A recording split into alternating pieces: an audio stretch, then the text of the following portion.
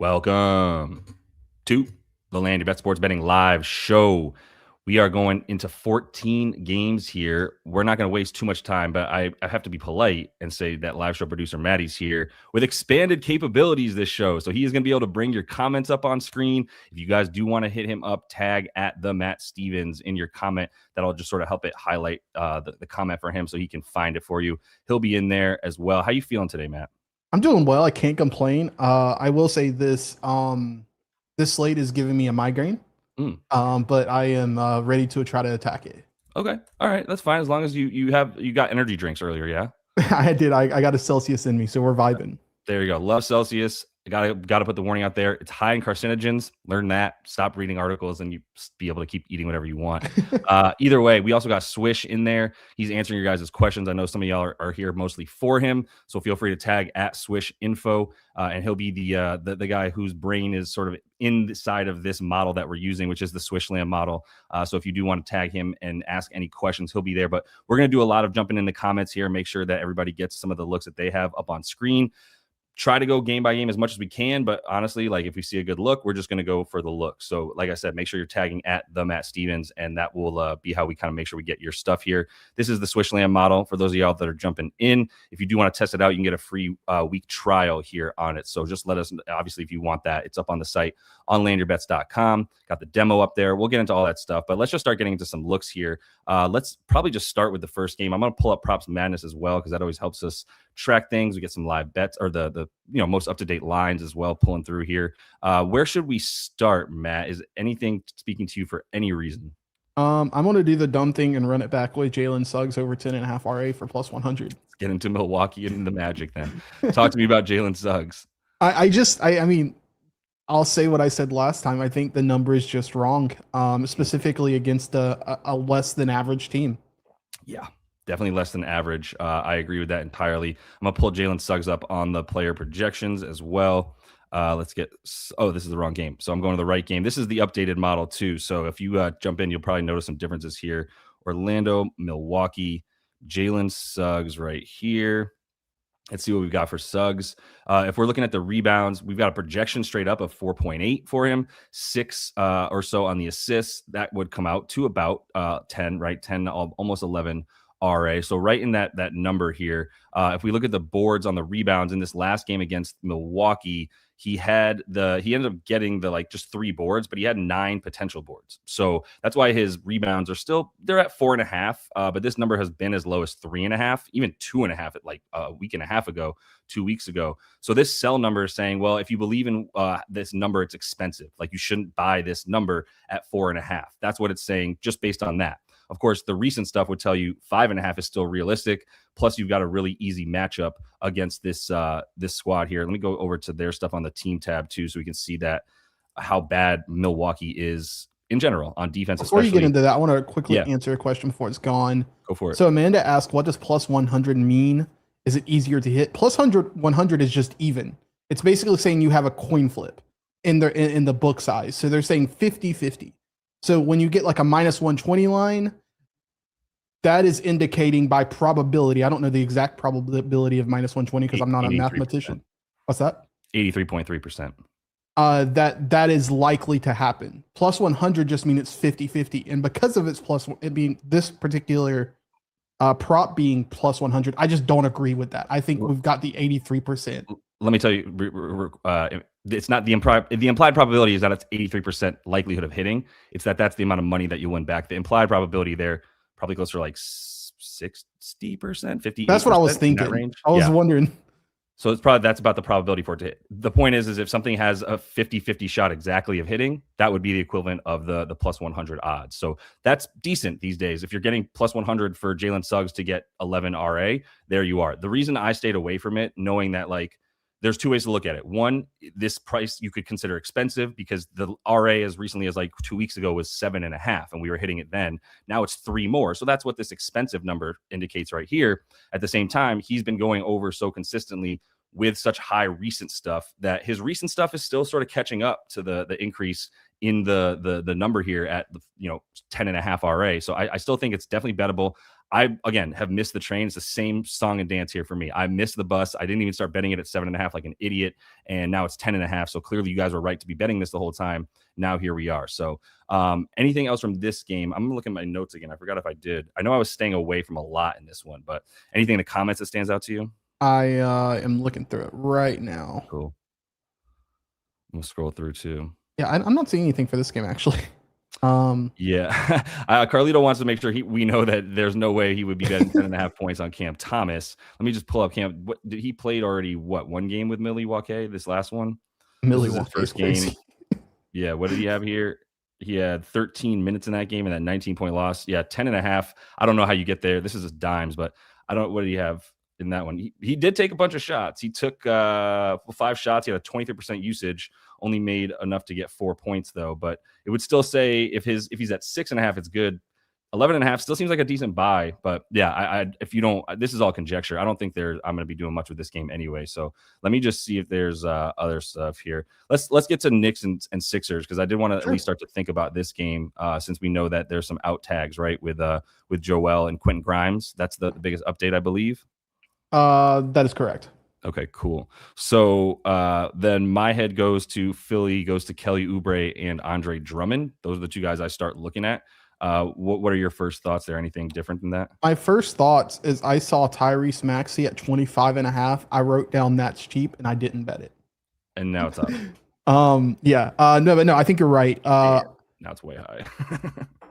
What's Drummond's rebounds? 10.5. I don't know if I would go Drummond rebounds. That's a bit high for me. Then again, like All-Star break, that's the biggest key to this is like the Knicks played last night. They went to overtime, I believe. How long do we expect them to actually play and give them, again, conjecture, obviously, how long do we expect them to give all of their effort tonight? Like, I don't know. So the 10.5 is a bit high for me for the rebounds. For Kelly, 16.5, I think is pretty fair. I don't disagree with that at all. Yeah. Let's pull up that game real quick. The stuff for Drummond, yeah, it's pretty high. I would have to look into it more of a minutes projection for him, but I don't think anything's safe for Drummond on the minutes projections. Even again, not a lot feels safe today in general. So if I'm playing like the variance, I'm looking for guys that either are going to get a massive uptick in usage, and at least both these teams are trying, so that we have that going for us in this one. Kelly without Paul George is already about 16 fair to me. Yeah, you take out Joel, I'm going to like that. So this is definitely going to be like a high number. The lines, I guess, are pulling through still for Kelly because things are updating. But for him at this point, if you have him recently, like basically his adjusted closing line has been essentially fair at like 15 or so. This was probably a high number right here against Portland. I already had this one up. Yeah, the closing line was 16.5 there, which they're calling expensive because it's been as low as like 12.5, 13.5. So you got to pay for it. But I just think the guys that are out is just too big to ignore. You've got a really fast-paced opponent as well. I think I'm about to start betting on Kelly Oubre, obviously. I'm clearly talking myself into it. I don't even need an audience for this. I'll just talk to myself about it. Kelly Oubre, 17 on the projection. The matchup against the Knicks is not going to be good.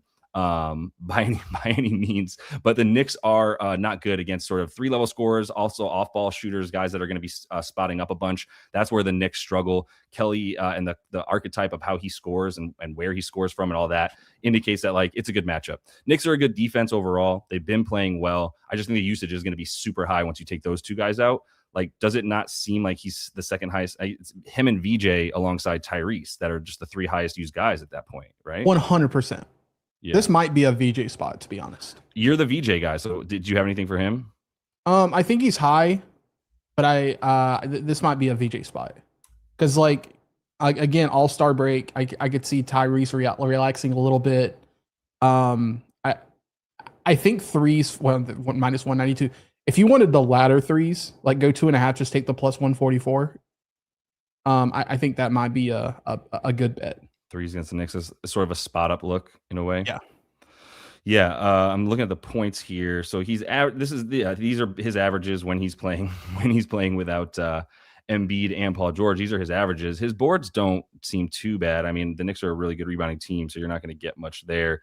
If we look at fair for him on the boards for a second, it's been as low as it's been 5.5 consistently, 4.5 ish. What was it? Yeah, we need some stuff to pull through for VJ too. Maybe there's stuff pulling through for Philly right now. Either way, I think either of those guys are the look. I think I'm about to get a bet down on Kelly. I want to see what the best number is for him. The only other thing I was really considering in this game was Trendon Watford. Do you want me to pull up my screen while you're doing your thing? Go for it. The only other thing in this game that I was looking at was Trendon Watford, and Watford. I'd be curious to hear Swish's thoughts on this, but without Joel and without Grimes, I would think he would get some time to vibe on the court. Yeah. I mean, this extremely small sample. In my head, you were waiting for Swish to respond, but he's not on the thing yet. No, you're good. To me, it just makes sense. Like maybe not the points, but he would be the guy who would probably be the cheapest option, I would think. Yeah. Let's in terms of Watford, just points. Just in general, probably across the board. I would have to look at the model to actually confirm that, but that's another name that comes to my head that would be possible. And to answer for Swish, I'm a sicko, definitely playing Watford. But Grimes is the biggest caveat there, and Grimes is out. Yeah, that makes sense. That makes sense entirely. Is Barlow out as well? Juki Taylor's talking about that. It's just, I don't believe so. I think he was questionable. No, it looks like he's in. Okay, yeah. No tag. So. Okay, cool. He has no tag.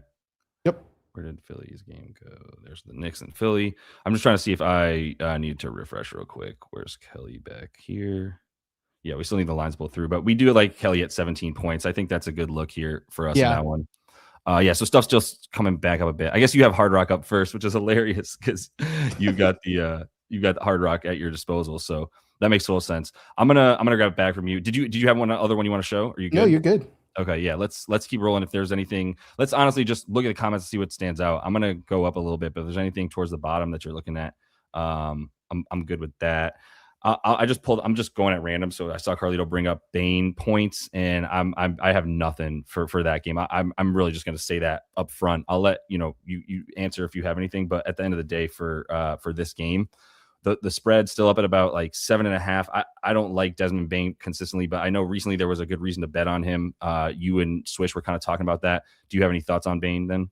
To be clear, I have not bet on Bane since he was on Memphis, and I immediately went to Memphis thinking that. So that's where you're at with Desmond Bane. I mean, if it's 17.5, we have it as a buy against Milwaukee because of how easy it is. Is the spread still just that low that it's like 7 points, or did it go up? 10.5. 10.5. I think the blowout's likely. This has the makings of such a weird game that I'm like 18.5 seems fair for Bane, and I just wouldn't be touching that. So, anything else? I mean, I can go to another game, but either way, I just want to say there was an interesting comment. Josh Hart with no OG and no Embiid. I thought that was kind of clever. Mm-hmm. I haven't looked at it myself, but just the thought makes a lot of sense. Mm-hmm. I concur. Let's look at Josh Hart on the boards. I think is the specific idea, right?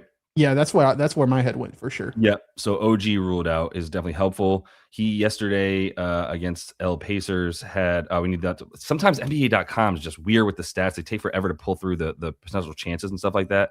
We're getting there. The 11 boards though is a little bit scary when you consider what he had 9 at the half or whatever it was, 8 at the half, something like that. I was preaching caution on the assist. That was dumb. Hopefully you didn't listen to me. I definitely didn't say fade it because it was 4.5 dimes, but he ended up getting to 11.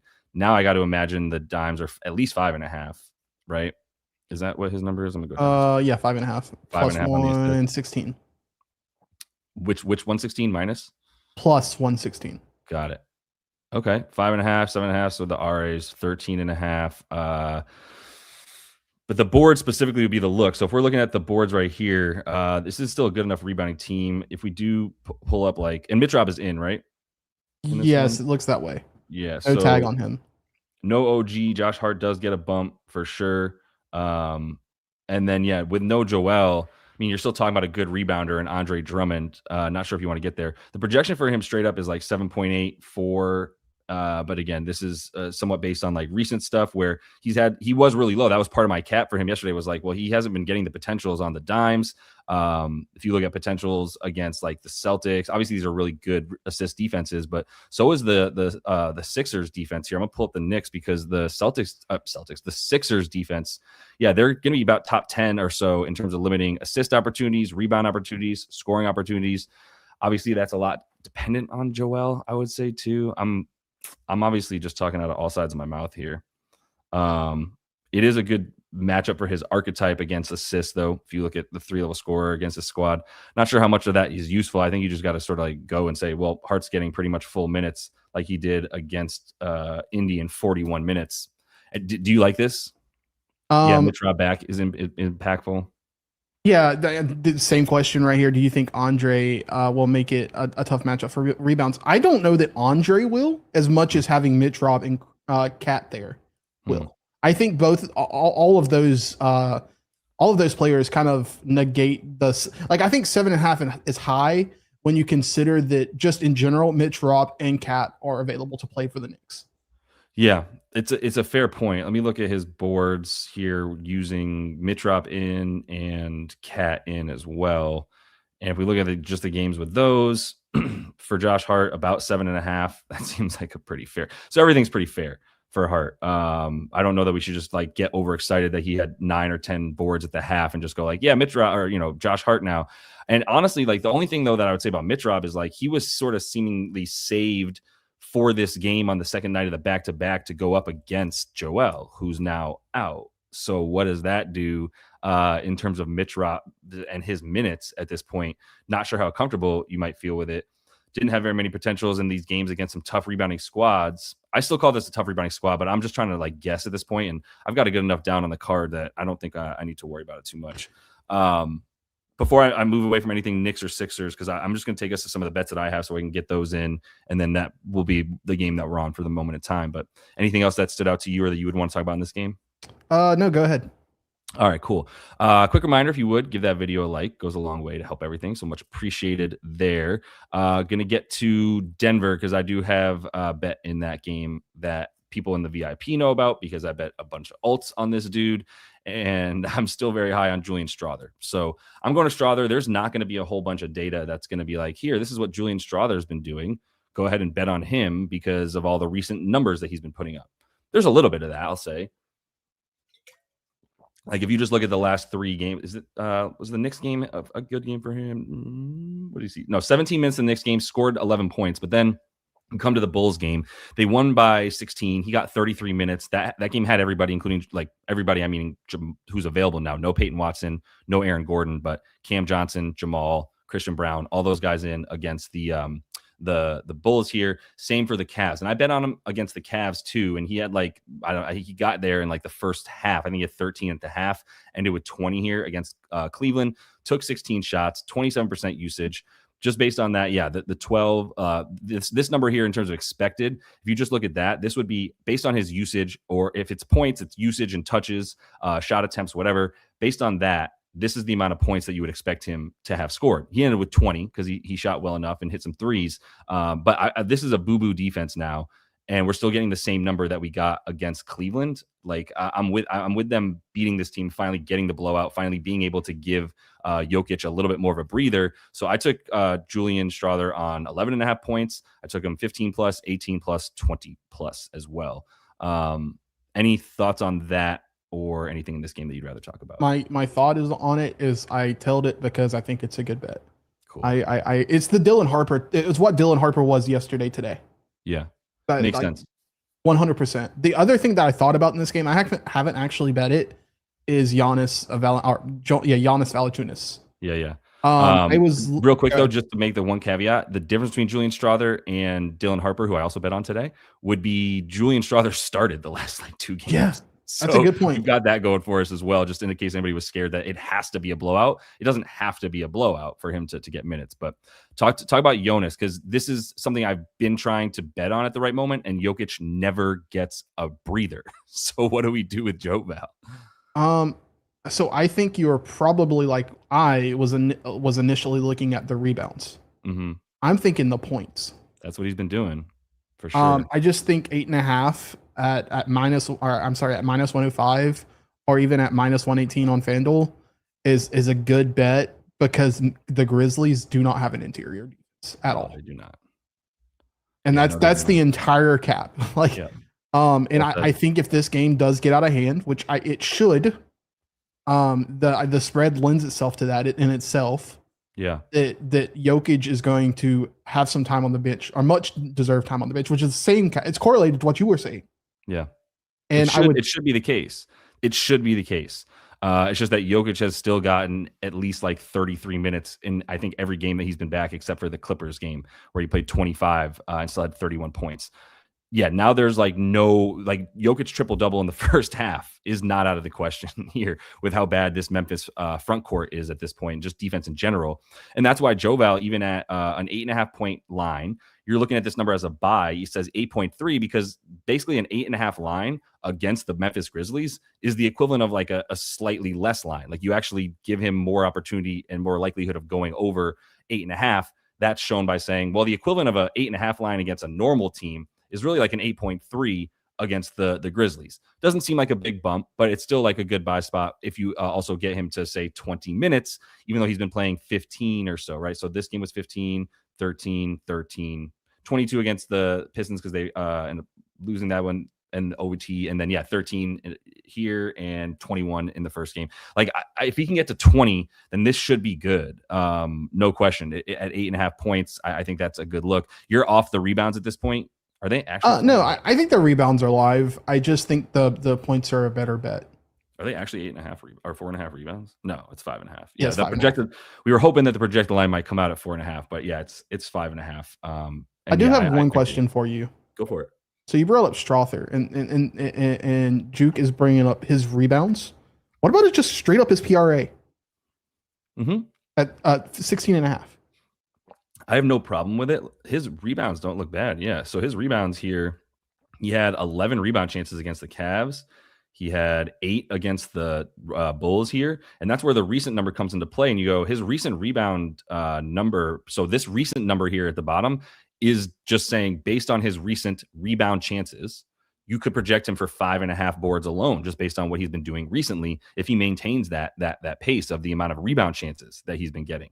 So that's why I like the way that Swish has this laid out. It's not just telling me just what the rebound chances were and what the recent actual numbers are. It's also telling me what the recent potentials are and how that affects what a projection for him should be. So again, if you just look at that alone, it's 5.5. Did this come out at 3.5 for him on the boards? If you look at the model, does it say? Yeah. No, because the lines aren't coming through still for him a bit. His rebounds are at 3.5. Yes. Yeah. So you can get that. It's not super widely available, but you can definitely get it. Like DK, Hard Rock, MGM, it has the 3.5 boards for him. PRA was your specific question at 16.5. I'm good with all of it. I like him as a scorer because he is also playing alongside Jokic, right? So there's that aspect of it. I also like him to just play more minutes than is probably expected because he'll probably get some stuff in a blowout win. He'll still be out there in those minutes. So he's sort of just one of those blowout proof and like everything proof guys where it's like they're young or he's young. They're tired. Jokic needs a breather. Murray definitely needs a breather. I think he's still questionable, actually. So is he? Am I lying about that?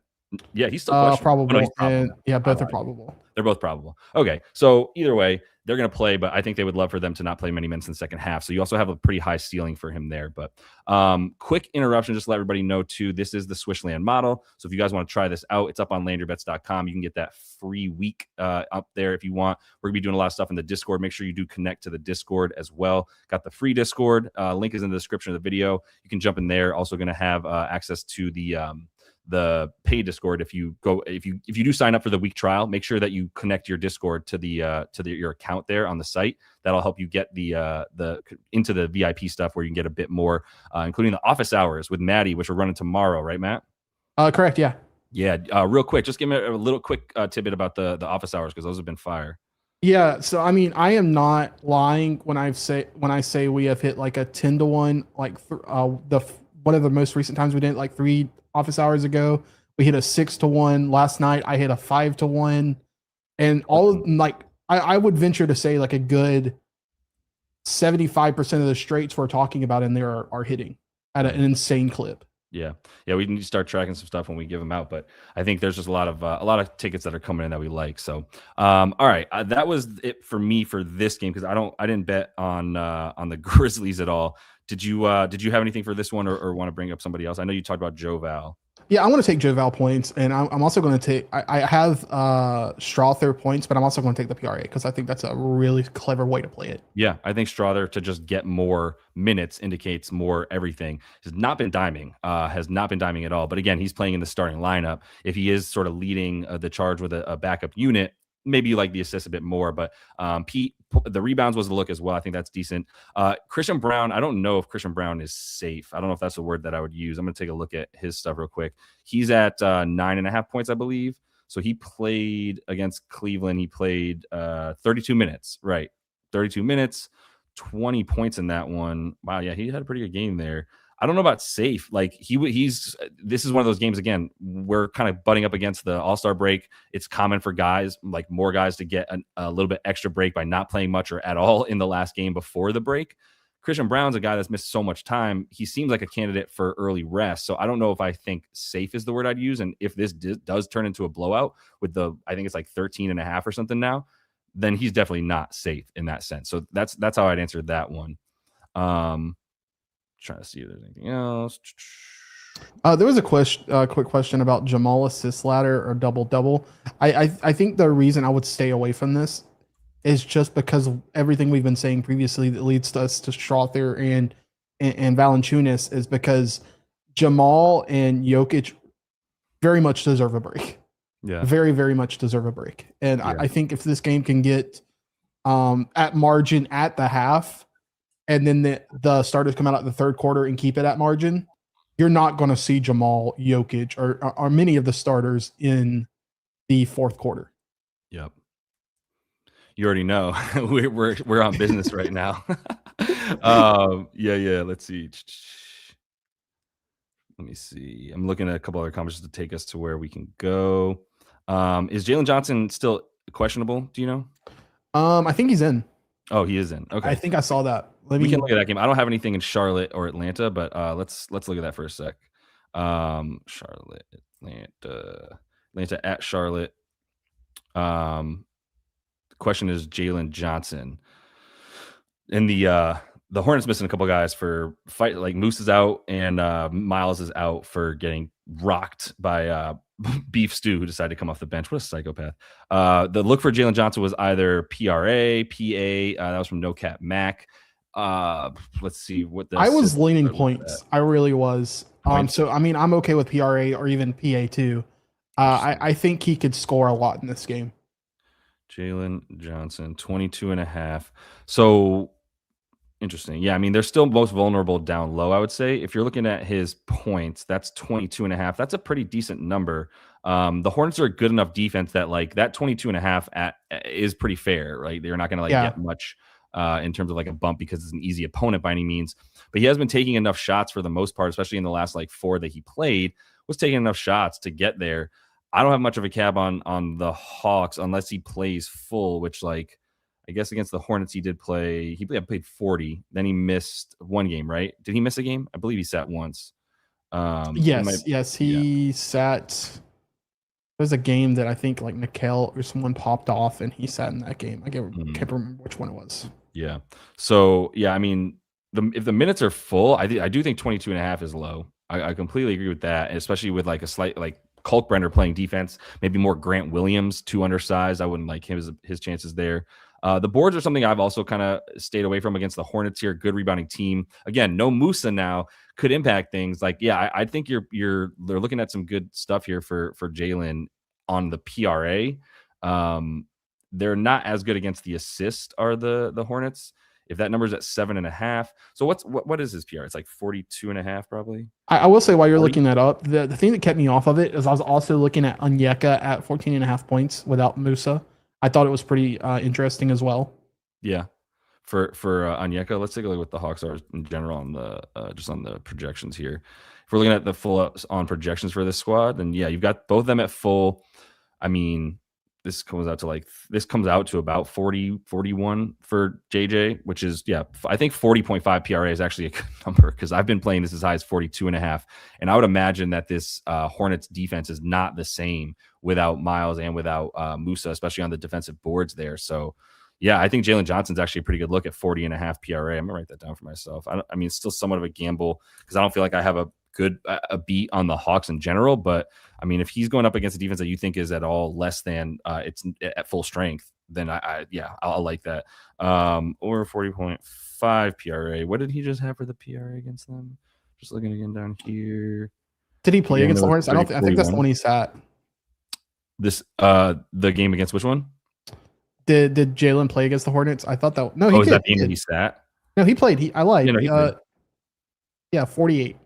He might not have sat for a little bit. I just remember he like randomly sat the other night, and I can't remember which game it was. They were playing a back to back, but yeah, he ended up with the 48 against Charlotte, and I think that's a really good look at 40.5. You're getting a pretty cheap number here. I'm completely in agreement with that. Yeah, I think I'm betting Jalen PRA now. I'm taking it too. I think it's the smart thing. Yeah, Jalen was the first person I looked at, and then I looked at Onyeka because Jalen was questionable. Yeah, and I was like, if Jalen sits, Onyeka is gonna feast down low. But right. With Jalen in, I think PRA makes a lot of sense. I know I was talking to Chang in our group chat earlier, and the thing that I couldn't pencil in, and this is specifically about Charlotte, but I think it relates to some degree, is when I'm looking at Charlotte, I can't figure out who's going to be a rebounder outside of obviously Musa. Yeah. And I think Jalen's going to eat into a lot of that. Right. And I think he'll probably be able, I mean, this is a team that still giving up like the 10th most paint points. Even as they've been a much better defense, they're still weak down low as far as protecting the rim. That's not what Musa does. And he's been getting all the minutes at center. Now you've got Kalkbrenner. I'm certainly not going to call him a rim protector, not even really a great rebounder. And you're getting a couple points better than, I just want to see real quick what his number was. I looked the wrong thing. I want to see what Jalen's number was against this squad. He was at 22.5, 32.5. So probably about 40.5. Probably about the same number against them, and I would say that they're weaker than they were. So yeah, I'm taking them in this one. So I think that's still a good number. Yeah, I'm taking it at 41.5 because that's what Hard Rock has, but I still feel good at 41.5. Yep. Agreed. Someone had a question about Nickel Walker assists. Mm-hmm. I haven't looked at it, so let me pull it up really quickly. Cool. You wanna share? Yeah, I can. Gotcha. Give you uno momento. Oh, you got me. Let me find out. I got you. Let's see. I mean, on paper, it looks good. Minus 146 is juicy as heck, so it's definitely leaning that way. Let me pull up the model, which you can't see, unfortunately. Mm-hmm. So I'm dumb and didn't set up correctly. Oh, yeah. Oh, you're good. We'll fix that, sure. Yeah, it's looks like it is 5.2 fair market value, and then 5.32 recent. Yeah, I think that's a good look. Projected at 4.86. I like that as well. And what's that number at? 3.5 for plus 146? Minus one. Minus. Okay. And then in the great state of Florida, minus 125. What a state. What a place to be. But no, I don't mind that honestly at minus 146. That feels pretty fair in terms of like the odds. Yeah. If we look at that matchup, I forget where they're at now in terms of Charlotte's defense. Yeah, they're better on the boards than they are limiting assists. We kind of talked about that.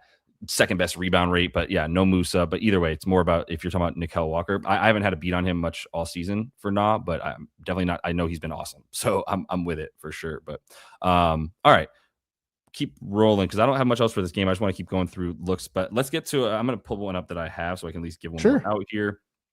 Oh yeah, let's get to Cleveland. They're playing a pretty tough opponent in Washington. Right now, I'm sure you can tell I'm joking. Washington at Cleveland. This has blowout written all over it. I'm not telling you that because I'm guessing. I'm telling you that because that's what the spread is. So what is it now? Is it still 17.5? It's hovering around that. So unimportant, but we're not gonna split hairs on it. It's a big spread and for good reason. So this is the guy that I found to be the most likely candidate to get blowout minutes, to have the ball in his hands at the end, that kind of stuff. And so I think that Dennis Schroeder probably 25 plus with the ceiling closer to like 30 because Donnie might not need to play very much. James Harden might not need to play very much. Sam Merrill probably doesn't need to play very much. I know he's been injured on and off. So this is at 8.5. I took it at 10 plus for plus money for Schroeder points. If you look at his first 2 games with this team, he actually did a decent amount of diming, and I think the assists were low enough that I wouldn't tell you not to play those either. But just the points in the last 2 games here against Denver.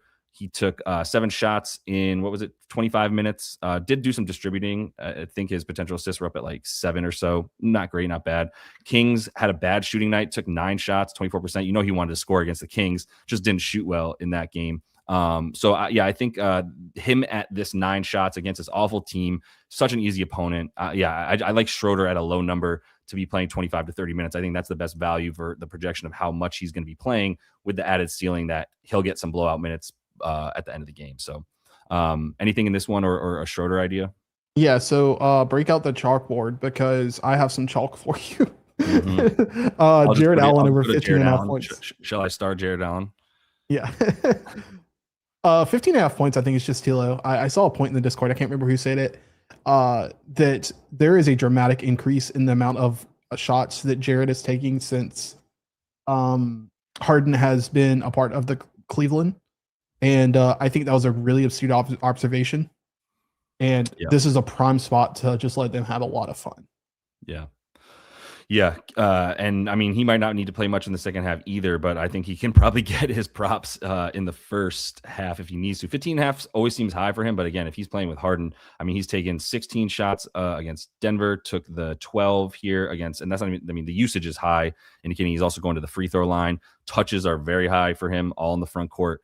Minutes have been high because they haven't been blowing anybody out. This one feels like it should be different, but either way, I think if you put him at like 26 minutes, I think you could still feel good about this for him. His projection is 17.8 and 11 right here, and that is in the like full minutes. So, do with that what you will. I think like 15.5 if he plays 26 is relatively fair, but it's such an easy opponent that you feel good about it. So what's the next chalky chalk?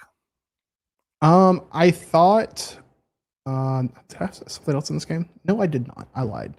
The next thing that I have that I like, though, is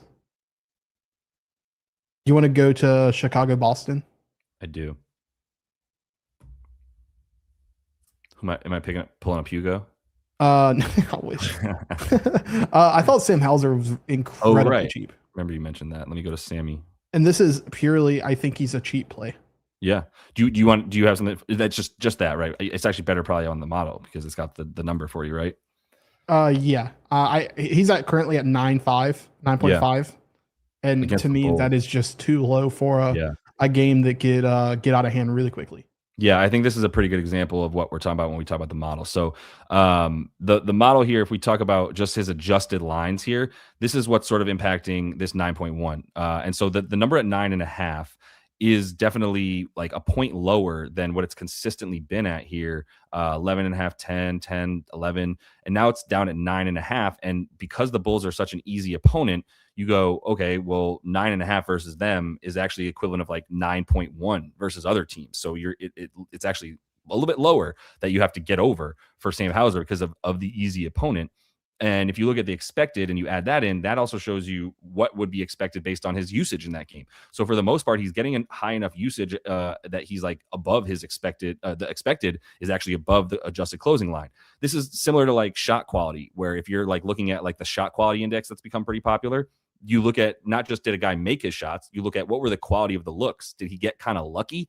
That's kind of what we're looking at here. Was the volume high enough that he like got lucky when he went over, or was the volume so high that like it's just good enough to take again? Because even if he didn't go over, because he didn't hit the shots or he didn't get the assist or whatever, he had the potentials really, really high. So this combined with the bad opponent, combined with a slightly cheaper price than normal, combined with his high expected stuff, tells you I think this is a really good combo of data to bet this. So don't worry about the poor showing on 7 shots versus Miami. He still took a bunch of shots and had a high enough usage that the model says he should have done better. So I think I got an example from yesterday, right? Like this is something we found in office hours. Yesterday I was looking at Houston and who did they play? Houston and I can't remember. Irrelevant. Same team, Clippers. Oh, wonderful. Perfect. I was taking some water. Yeah. His line was at 9.5. And I'm like, this is just too low. Oh, Reed. Yeah. This line is just too low for a guy who's going to have enough volume, even if he only gets 25 minutes to get into the double digits. And kind of the same thing here, right?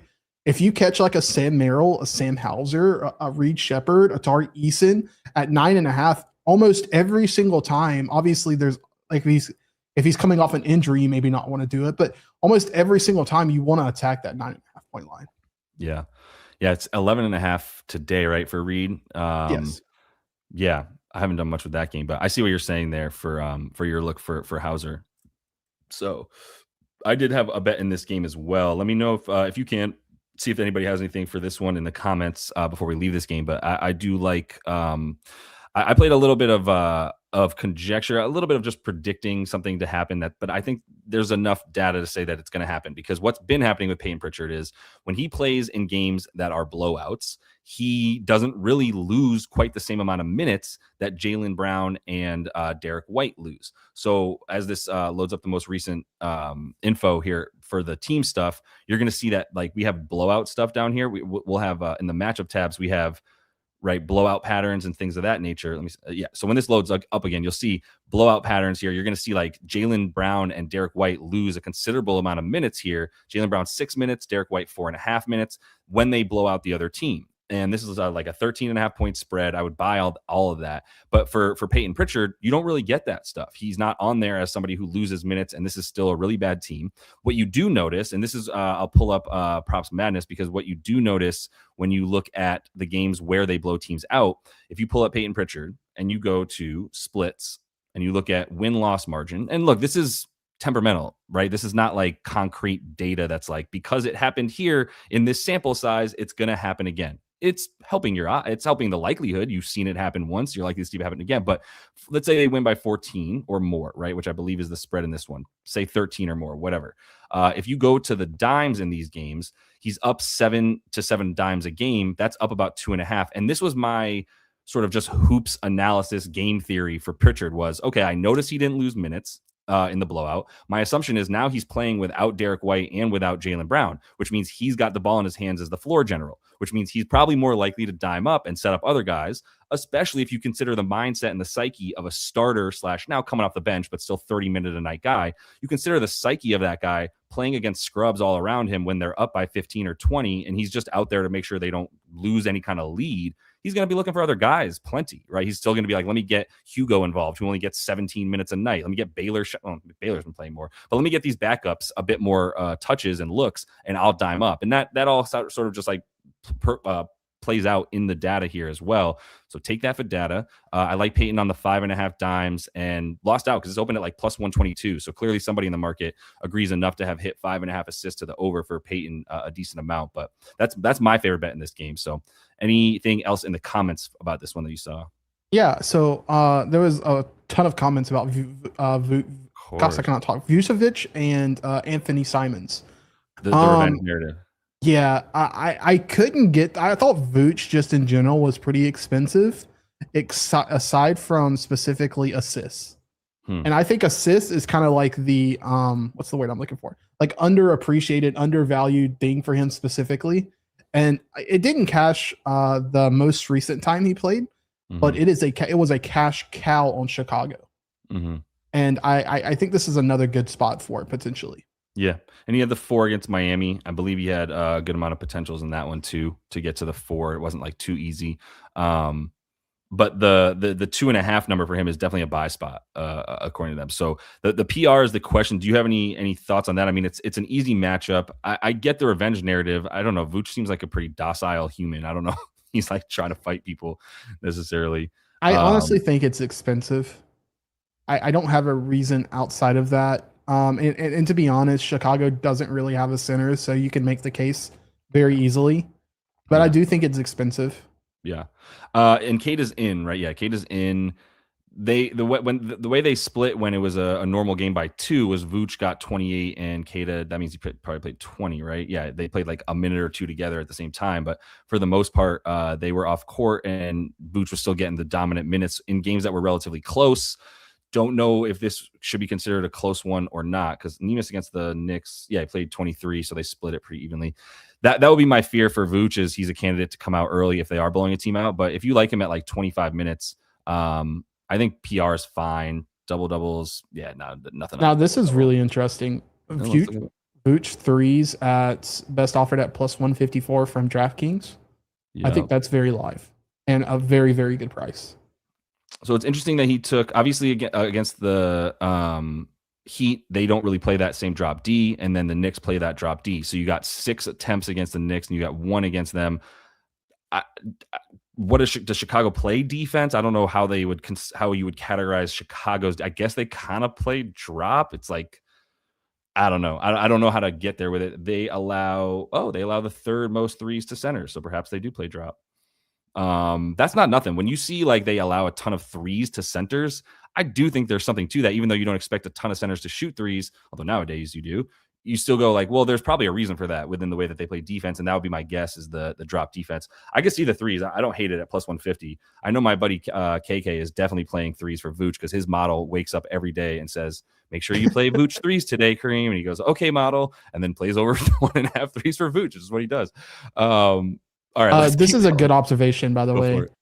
Wasn't that because of Vooch on Chicago? Wait, now my head's exploding.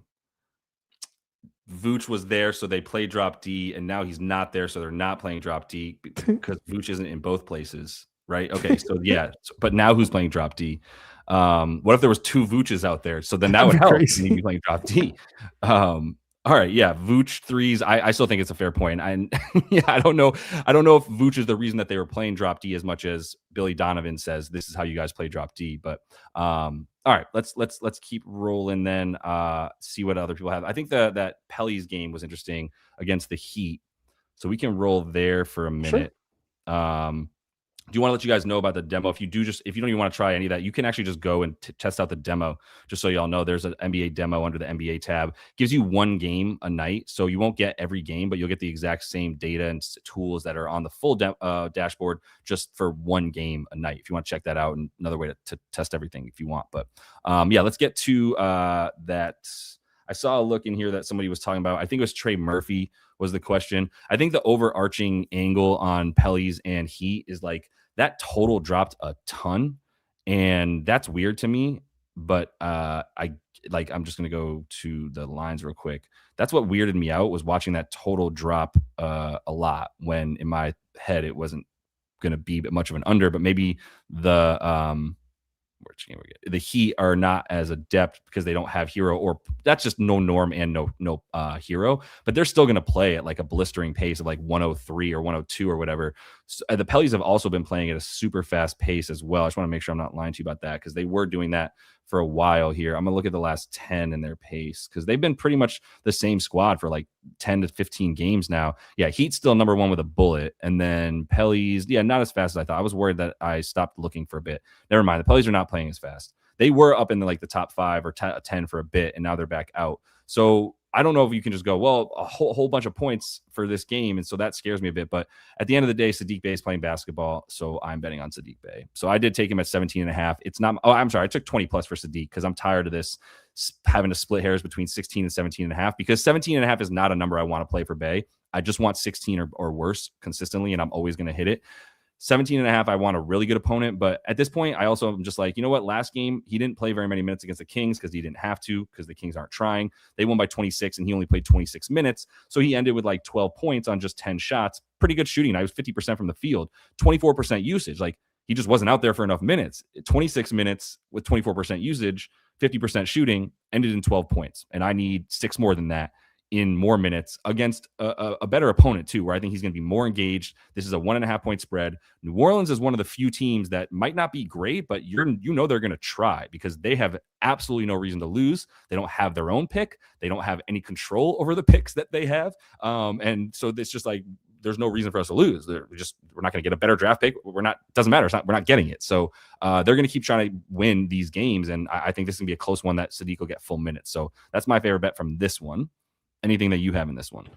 Sadly not. I looked at everything. I looked at Derek Queen RA. I thought that was a tad bit high for me, even with like the bump of like the pace. I just couldn't get there. I don't want to back Zion ever. Saddiq, I thought made a lot of sense, and that was the closest one I came to placing a bet on, but I just never got to it. Bam is high at 21.5, but that's because of the opponent, and I just don't want to bet Bam over 20 points. What about on your principle?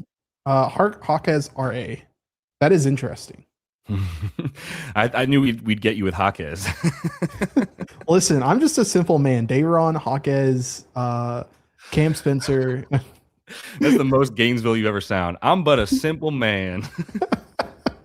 um, the thing that scares me about the RA How high is that specifically number? here Yeah. would be Davion. Okay. And then also Ware is getting lined, so I think that lends itself to think that he likely starts or is assumed to get a lot of minutes. Mm-hmm. Yeah, I mean, 9.5 is a beatable number. 10.5, it's that dreaded getting over 10. Once you 9.5 and 10.5 feels like a mile difference in those two numbers because you get that extra digit in there for the 10. But the 10.5 at plus money, you gotta, six is the saying like six or one half dozen the other. I think that's, I know I'm off by a little bit, but you get the saying I'm saying. It's like, doesn't matter if it's six or half dozen, it's the same thing. I think that's the case here for 9.5, 10.5. I'm always going to vote on an RA or R or an A. I'm always going to vote for the lower number for worse odds. But yeah, the model likes it. I don't think there's any blowout risk. I don't know what they're doing with these rotations. It's SPO. So unless I have like a really strong beat on a guy's number being too low for the Heat, I'm probably not going to bet on much Heat. Let's at least see what's up with Chloe. And I'll talk about Trey Murphy in a minute. I know there was a look for Trey Murphy up top. Apologies for missing y'all. Yeah, there we go. Push the button on our boy. Kalel. So we don't have stuff pulling through for Kalel. He doesn't always even get lined, man. So it's tough to like track his stuff. Let's pull him up on PM and see where he's at. What are his numbers? Yeah, no, get out of here, man. It's expensive. You get on right out of here with that Kalel Ware nonsense. Trey Murphy. Let's pull up Trey. I can't bet on Trey. There does seem to be a little bit of a negative correlation between Trey and Sadiq, but not too much so. They're still the two highest used guys on the team. 22.5. We have like more of a 21.5 projection. That's somewhat based on recent stuff, though, right? Like we're saying this is fair at 22 because of the fact that the Heat play so fast. Like as good as the Heat are on defense, they've been like a top 10 defense in the league. They are a top 10 defense in the league.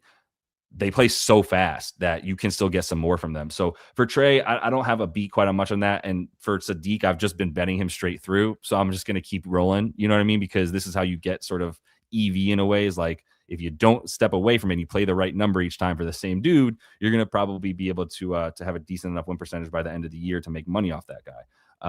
I don't have that with Trey right now, so I'm not really there with it. Obviously, the number here against the Kings, where we see expected, it's only because he didn't play very many minutes. So I'm not against it. I just don't have much of a beat on that one. So I just kind of want to make sure I got my look in there for, this is interesting. So against the Heat, he had 7 threes. I would just ask who was playing in that one. If you know, like if there was anybody missing, might matter. Like this lineup before the last 12 games, the Pelicans lineup was sporadic. You didn't know if Zion was in or out or what have you. Is he playing 20 minutes? Is he playing 30? Now we know like what we're getting from the Pels. And I think that's why you believe in what's happening here. But I'm not going to say no to Trey. I just think it's fair, and I don't have much of an edge enough to go over it. So, Matt, you want to take me to a game? I know there was a lot of comments specifically from Cody and Swish about the Detroit and Toronto game. I don't have anything in it, but if do you? Yeah, that's kind of how I felt. Like I don't have a beat on Toronto without outside of Sandro and CMB. I know Jakob is planning to play some minutes on a restriction, and then obviously there's the Detroit has will be without Duran and what's his name? Beast guy too. who wanted to just fight. Yeah. Cody likes RJ over 5.5 rebounds, Scotty over 4.5 assists. Brandon Ingram over 20.5 points, and Asar over 5.5 rebounds. Asar is probably a good look, actually. Yeah. Now I'm thinking about it. Scotty assists feels very low. Obviously, it's a really good assist defense, so that's going to be why. Let's let me look at those on the model. So Asar 10.5 seems like it didn't move. Let me look at Asar. 10.5 seems like it didn't move from what it would have without those other guys. Maybe he doesn't get impacted by points too much. Man, just like when I'm ready to like see Asar break out, I feel like he either just gets hurt or stops getting minutes. So we don't have very good stuff around the points for him because he doesn't. I mean, you can't really rely on his shots no matter who's playing. But Asar was the look was the R though. So let me get to the rebounds. This would be where I'd be going. It's 5.5, right? We got 6.5 pulling through. 6.5 will be a sell just based on that being a higher number than we've normally seen for him. You can get 5.5 juiced or 6.5 plus money. So they're making you choose on that again. Not 100% sure on that. 5.5 juice scares me. I still think it's decent. This is not a bad defense by any means. It's like slightly better than middle of the pack, I'd say. Oh, the defensive rating is still 7th in the league for Toronto. I can't really get there with it. I'm not going to have much for you. I'm just going to kind of talk out of my butt, and I don't really want to waste everybody's time. Yeah. But like, Cody's the residential Raptors guy, so like I would be listening to him before me on the Raptors. What were you gonna say? Yeah, I was just gonna say, Swish said, I'm just curious on Toronto because the numbers adjusting for normal Detroit, while I assume they are much less today, which makes sense. And I responded to Will him you pull though. up Swish's comment? Uh, Or unless you yes, you don't right have it. there. Oh, nice. And I responded and I said, I just don't have a beat on the dynamic of this game with so many people out. And I don't know where to go. And kind of the same thing we've been having the problem with Toronto in particular is like, there's so many people there on that team that do so many of the same things. And I just don't want to guess. Right. And I feel like I'm taking a dart and throwing it at two different targets. And I can't do it. Yeah, I'm with that thinking for Toronto. What Swish is saying here is that he's curious about Toronto because he's saying that the numbers are adjusting as though Detroit is going to be its normal defense and at full strength on defense, right? And it's really not. So he's assuming that Detroit's not going to be as good on defense, but Toronto's numbers aren't dropping to indicate that. I agree, and that's what we're kind of talking about the 4.5 with Scotty. I wonder if that's the one that sort of sparked that thought in his head to look into it more. Maybe not. I'm not going to take that credit. But 4.5 is a number that I'm like, oh, you know what? If this is 4.5 minus 160 or 5.5 plus money against Detroit on a normal day, one of the best defenses, the number one assist defense, I get it. But there's no Duren and there's no Beef Stew, and that's two of their best defenders. So like that would be a pretty big issue. I agree with that. I wanted to bring up B-Ball Paul because I was just looking at him a second ago, and then someone brought up B-Ball. I think it was Tony right here. Oh no, yeah, okay. So here's what I'm gonna guess. There's one more comment up that Tony said, "What about Paul Reed?" Right, and then I think somewhere in between there and this comment, somebody said Paul Reed is booty. I'm gonna guess. Let me see if I'm right. Or maybe no one said that, but that's what I got when I brought up B-Ball Paul a couple of times, is somebody being just like, he's cheeks, dude. I don't know if you want to bet on Paul. I don't agree with that, but this is silly high for B-Ball Paul, man. Not a tough enough, or not an easy enough. Like if it was 9.5, Paul Reed is starting against the Washington Wizards. Sure, I'll close my eyes and push that button. It's a center starting against the Wizards who's trying to get rebounds. But a little bit of Pirtle, you throw in some CMB, I believe is not hurt, right? Is he actually playing these days? Sandro, maybe CMB is hurt. So you got Sandro and a little bit of Jakob, I guess. 9.5 still is just a number I'm never going to touch for Paul Reed. That's the only thing. But I agree, there is nobody. It's not. You got to consider the matchup too, right? Like, would you love to take Jalen Duren boards at like 11.5, 12, and that would probably be more like 12.5 for him against the Raptors? I'd be saying no to that. So let's get to a different one then. Do you want to go to Kings Jazz?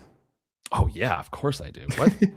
Yeah, top of the hour we got to. Yes. Yeah. Appreciate everybody being in here. Go ahead and give that video a like if you would. I do want to just do a quick interruption to say, like, if you do want to get a free month, you can try everything out for free on the site. All you got to do is sign up for one of the sports books that are listed in the description of the video. Sign up for any of those, and then let us know you did that. Just email support@landyourbets.com. If you do, we'll go ahead and just hit us up. Be like, hey, I signed up for Kalshi or Novig or one of these books. Use the code, and I'd love to get that first month code for free. We'll hit you back with that code. Support@landyourbets.com is the email to hit up. But all right, back to the game that you just pushed me towards, which is awesome. Sac and Utah. You start. Yeah. So if this number is still available, I highly recommend it. I did it last time. Nurkic. Yeah, it's still available. 9.5 rebounds. Plus 104. Best offered at plus 104 on FanDuel. If you're plus not 104 on FanDuel for Nurk Rebs. And now you got to decide, right? Here's the decision. Nurkic is not playing more than 25 minutes. Bingo. Are you good with that? Yeah. Great. Then bet it. And I don't disagree at all. I think this man could legitimately, again, have the rebounds at halftime. Mm-hmm. Yeah, I think there was 6 or 7 minutes left in the first half, and he had 9 last game. So that feels good.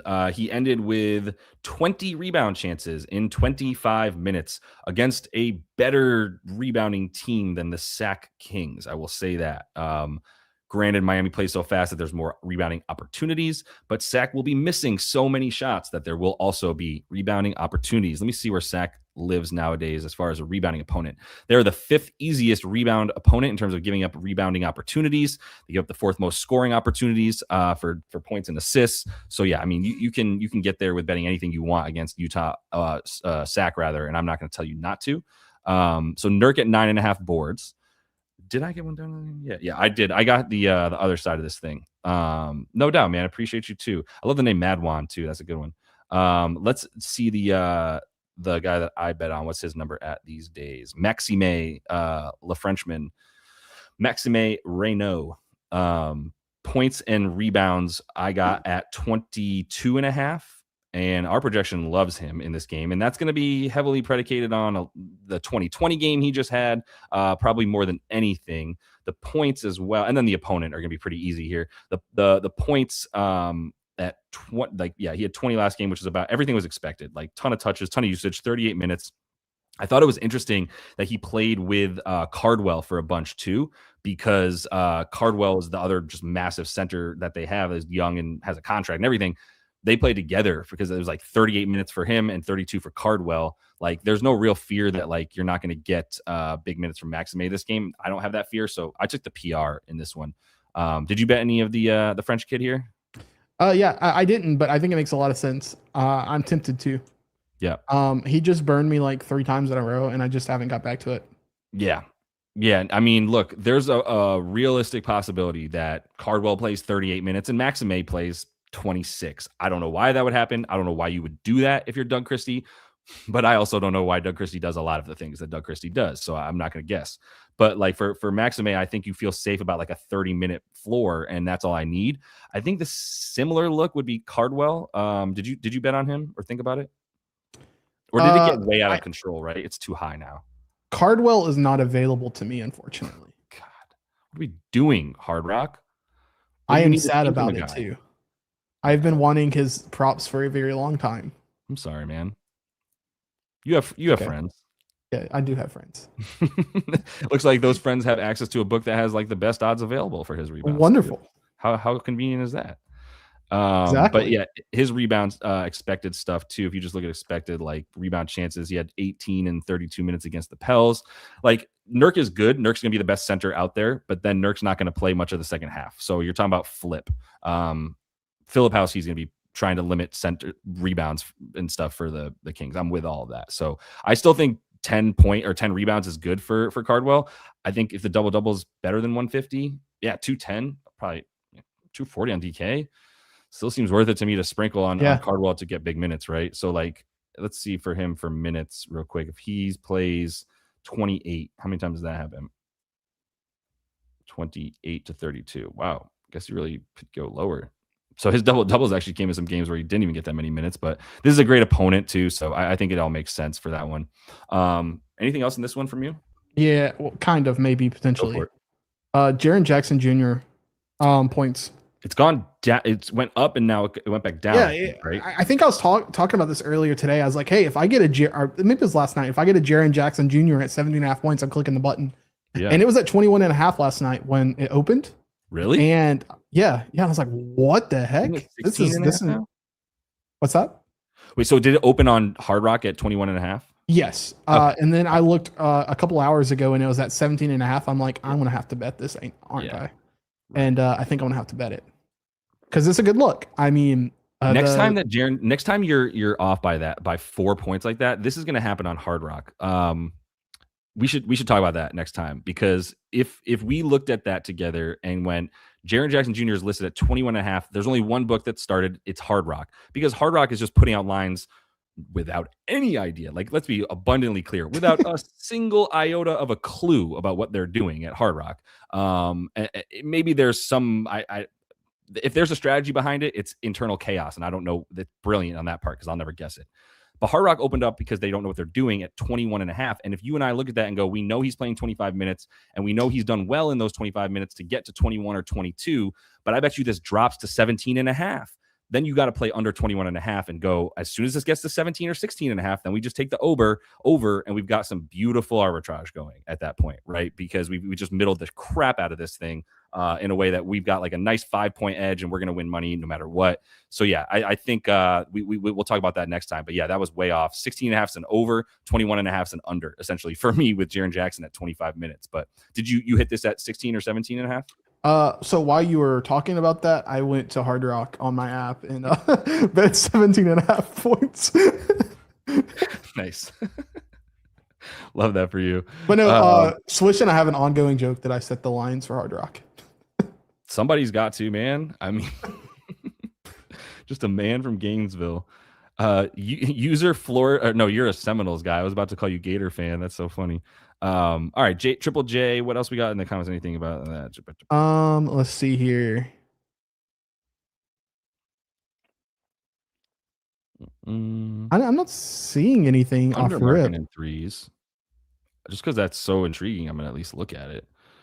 Lowry Makinen. Oh, we still have him listed as out, I think. Yeah, it sucks with the language with that comes out about it. But threes for him. Let me go to this because we got a little bit more threes looks here. 2.5 minus 162. Wow. The market agrees with you that 2.5 threes is too many. He's hit 3 in a row, but 3 for 8, 3 for 6, 3 for 5. If you can get to 8 threes, I don't love it for him to go under on that. But I mean, the market definitely agrees with you on that one. Not sure what the look is against the Kings specifically, but I think it's pretty realistic. If, like you said, this minus 162 indicates this would be another example. Implied probability here for minus 162 would be high enough. I mean, I got to guess like 68%, 67% in that range or something like that for a minus 162. Let's just look at this real quick. Now it's bothering me. What are the implied probabilities of a bet to cash at minus 162? It is, I was off by a lot. It is 62%. I was up by 7%. That's too much. So 62% likelihood that this bet hits. That's the implied odds of it cashing. So that's that minus 162 tells you something for sure. I think that's an interesting bet. Anything else on this one, Maddie? No. Okay. Yeah. I think that we hit what I would be talking about too. Yeah, we got the Jaren Jackson points talked about. All right, we got. I got to roll in a sec. Actually, I didn't realize what time it was. I was about to say, do you want to do a rapid fire? Yeah, let's do rapid fire for whatever we missed. Totally. You have some ideas? Yeah, I might take Dylan Brooks at home for 20 points against a limited attrition Thunder team. I haven't decided if I'm going to do that, but I'm leaning toward hitting it. Yeah. The next thing I was looking at was. And you and I talked about this briefly, but I haven't done it yet, and I don't think I'm going to. So I'm going to fade Luis Santos tonight. I'm not going to bet him. I have an insane clip at hitting this guy. I'm 8-0 betting this guy. I don't think this is the spot. I really don't. So I'm going to stay off of it. Interesting. He could totally clear 12 and 11 and a half. Yeah, what's the thought about it? Like, what's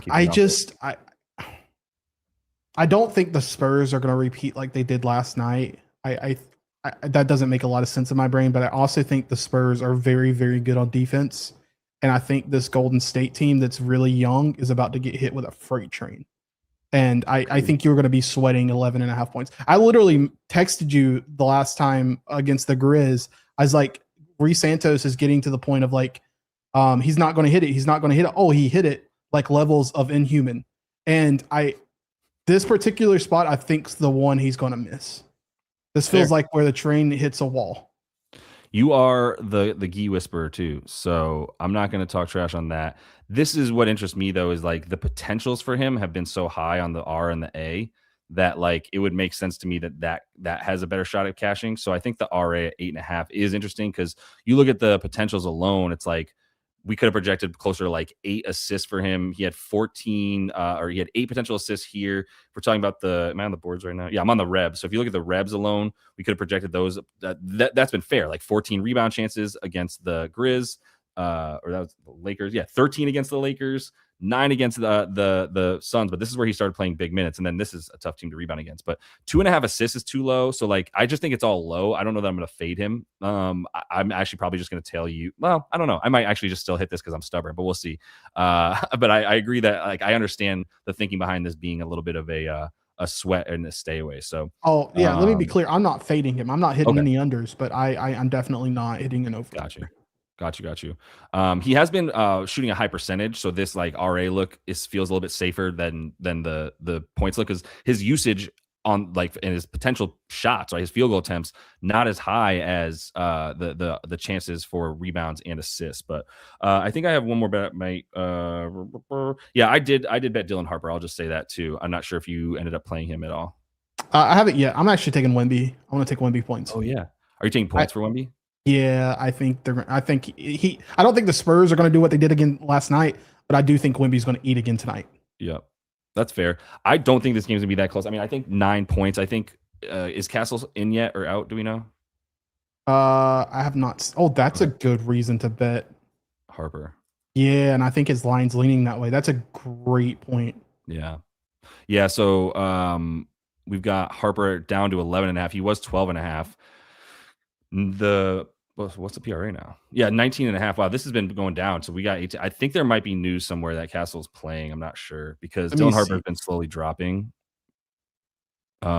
Shamps, I think he's dropped a little bit. I think these lines coming back to flat, right? Or like we don't know what to do, because there might be news that Castle's going to play. So it's a little bit scary, but I did play Dylan Harper over 19.5 PRA. So I'm congratulations, by the way, if you got Dylan Brooks in at 19.5 points. Because it went up. Devin Booker just got ruled out. Oh, right. He was questionable. That's right. Him and Jalen Green. That's right. It's a good call. He's going to go up to like 22.5. That was a good call. I like it. All right, we got to roll. I am going to have one more episode, and then I'm going to have a bunch of episodes coming out during the break that are all going to be going into this model a bit more deeply for everyone. So if you are interested in testing things out or whatever, you're going to get an understanding of how to use this thing a little bit better moving forward as soon as these episodes come out over the break. So appreciate everybody tuning in. Definitely give that video a like before you take off. Hit the free Discord link in the description of the video if you want to check that out. Maddie's in there. Yes, Maddie, you have your hand raised, sir. Yeah, this came out a minute ago. Maxey, Edgecombe, Oubre, Barlow, and Bolna are starting. If you can get Drummond live rebounds, that's probably a really, really good look. It goes down. I would look for like an 8.5, 9.5. It's a good call. Yeah, I love that call. All right, yeah, these games are tipping off, so that's why everyone's zipping out too. We're gonna go. Appreciate y'all. We'll be back. I'll have the episode tonight, and then, like I said, a bunch of episodes up on the channel for y'all to be able to learn how to use the dashboard a bit better. So, shout out Maddie, always live producing. Appreciate you, and Swish in the comments, who definitely worked harder than any of us. And we're gonna be good tonight. So, best of luck to y'all, man, and happy betting.